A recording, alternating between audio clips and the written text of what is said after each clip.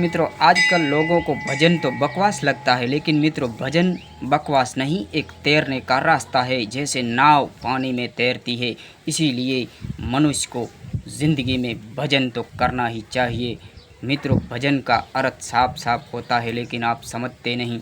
जैसे काला थी वण जून करिए, काला तमने नक्की नरके लई जाए।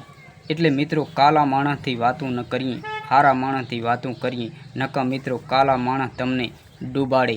એટલે मित्र हमेशा समुद्र समान करना चाहिए कि जितना भी पानी आए उसको समेट ले। मित्र खाड़ा खबूचिया जैसा नहीं करना चाहिए, थोड़ा पानी आया तो इसमें उसमें उसमें ऐसा मित्र नहीं करना चाहिए जो उसकी बात उसको उसकी बात उसको, ऐसे मित्रों नहीं करना चाहिए। मित्र हमेशा समुंदर समान करना चाहिए, जितना पानी समेट ले।